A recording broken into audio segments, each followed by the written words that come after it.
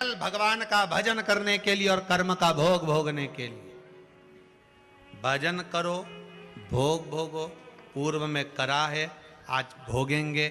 तो मनुष्य की देह में ही ज्ञात होता है कि हमने कुछ करा होगा, इसलिए हमको दुख मिल रहा। हमने करा होगा तो हमको तकलीफ मिल रही।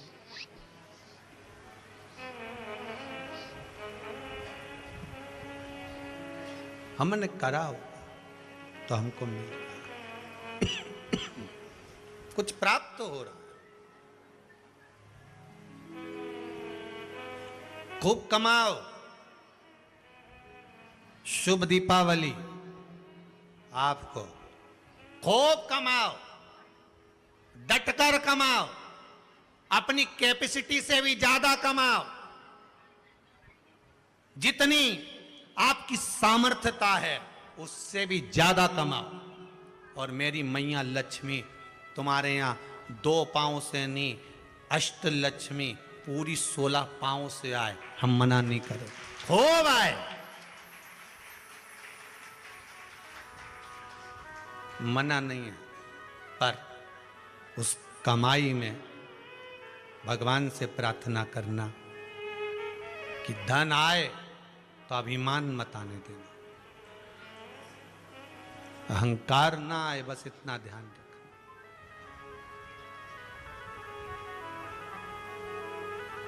लाल चंदन का जो जल होता है, ये व्यक्ति के जीवन में जो धन कहीं रुक गया, अटक गया, नहीं दे रहा, बेलपत्री के वृक्ष के नीचे, जड़ के नीचे सींचन करने से वो प्राप्त होता है।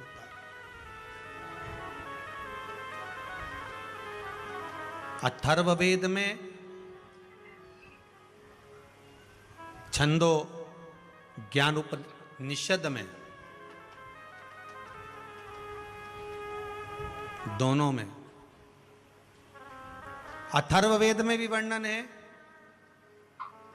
और महाराज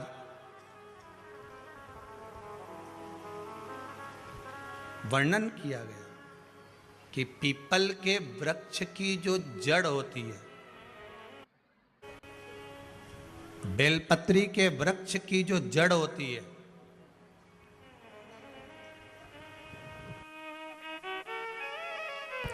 और आंवले के वृक्ष की जो जड़ होती है, इसके नीचे स्वर्ग का निवास होता है। किसका निवास है? स्वर्ग का निवास।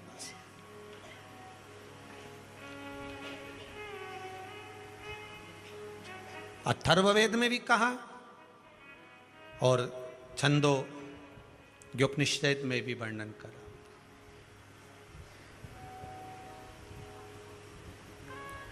एक पीपल, एक बेलपत्र, एक आंवला, इनके जो जड़ है वो जड़ के नीचे स्वर्ग का निवास। ये जहां लगे,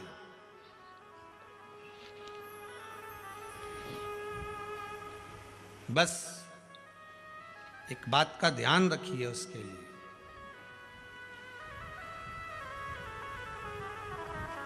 कि जहां पर ये वृक्ष होता है और उस वृक्ष के नीचे बैठकर हम जब किस जल का सींचन कर रहे हैं, जैसे अभी आपको कहा था कि जल में अगर लाल चंदन मिला हो और आप बेलपत्री के जड़ में सींचन कर रहे हैं तो लक्ष्मी की आवक बढ़ेगी।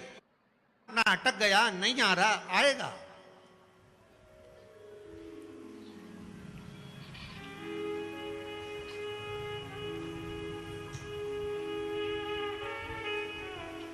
पीपल की जड़ में इत्र का जल, पीपल की जो जड़ होती है उसमें इत्र का पानी, थोड़ा सा जल, उसमें थोड़ा सा इत्र का भाग हो महाराज, और आप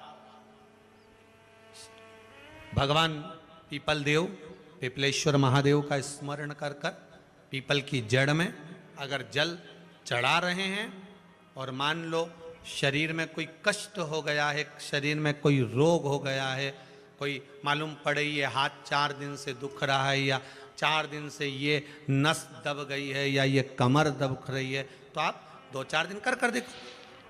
कलश के अंदर जल, जल में इत्र का थोड़ा सा भाग, पीपल की जड़ के नीचे आप उसका सींचन करिए पिपलेश्वर महादेव के नाम से। उस जल को थोड़ा सा भाग लेकर आ जाओ उसी में से जो चढ़ाया है, और उस स्थान पर जहां कष्ट है उसको लगाना प्रारंभ करिए। 2 दिन 3 दिन कर कर देखो। प्रैक्टिकल करने में क्या जाता है? सीवर वाला महाराज झूठ बोल रहा हो तो प्रैक्टिकल करने में क्या जाए, अपना करते रहो। जिन जिन ने प्रैक्टिकल करे उनका रिजल्ट यहां सामने है, जिन जिन ने करे। और अभी और पत्र देगा पढ़ने के लिए हो, अभी कहीं का भजन आएगा जब देख लेंगे। करते रहो। तीसरा, महाराज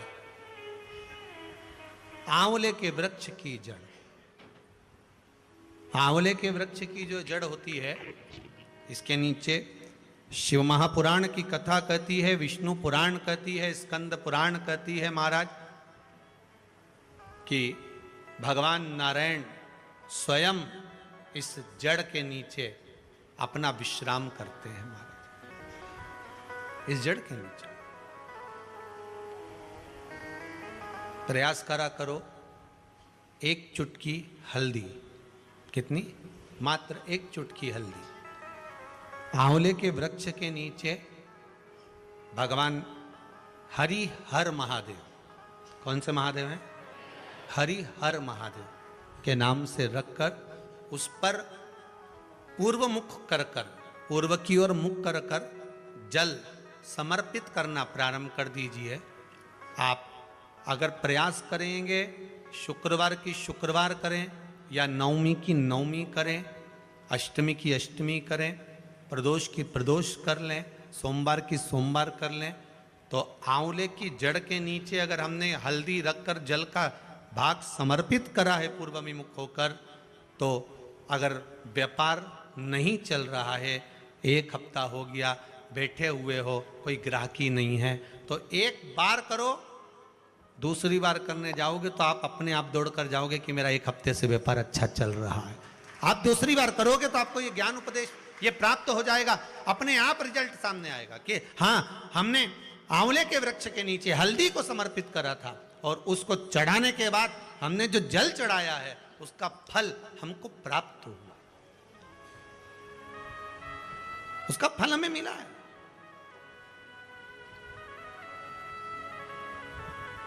उसका फल हमें मिलेगा। कोई भी क्रम करे, हम फिर कहेंगे, फिर निवेदन करेंगे, कुआं खोदो, एक जगह खोदो, पानी निकलेगा। कभी यहां भटक गए, कभी वहां भटक गए, थोड़े दिन यहां आ गए, थोड़े दिन कहीं दूसरी जगह चले गए, फिर तीसरी जगह चले गए, चौथी जगह चले गए, भटक रहे हैं। अब बाबा से विनती करना, अब नहीं भटकूंगी चाहे कुछ भी हो जाए।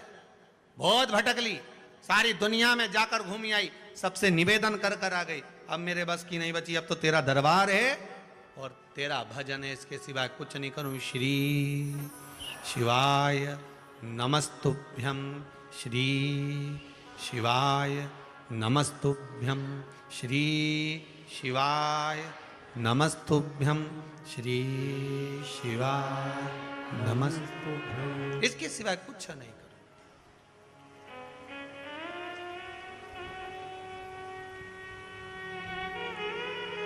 हमारा भजन मूल हो जाए। एक विदल और उत्पल 2 असुर हुए। पार्वती मैया ने जो भजन करा था, स्मरण करा था, शिव मिले थे, उनकी भक्ति दृढ़ थी। विदल और उत्पल ने एक बार माता पार्वती जी को देखकर बड़े आनंद के साथ उनकी ओर लोभित हो गए, उनकी ओर आसक्त हो गए।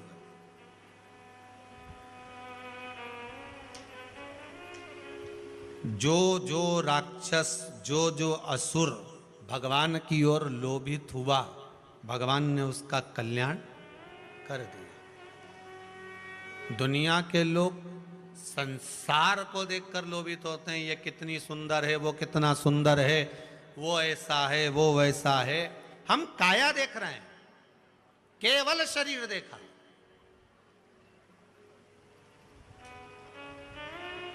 आधे से ज्यादा रिश्ते तो ये काया के चक्कर में गड़बड़ हो गए। लड़का अच्छा है साहब, लड़की बहुत बढ़िया है, दिखने में तो कई जोरदार।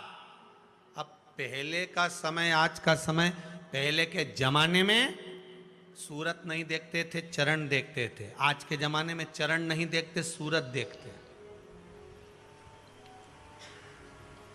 फिर वही वाली बात आ गई, किस कलर के कपड़े पहनूं कि भगवान मुझे मिल जाए। शिव महापुराण की कथा कहती है, कपड़ा बदलने से परमात्मा नहीं मिलता, कलेजा बदलने से भगवान तुम्हारे सामने आकर खड़ा हो जाता है। कलेजा बदलना, कपड़ा बदलते बदलते तो जिंदगी निकल जाएगी, भगवान नहीं मिलेगा। पूरी जिंदगी निकल गई। क्या हुआ कपड़ा बदलने से? वो रावण ने बदला था।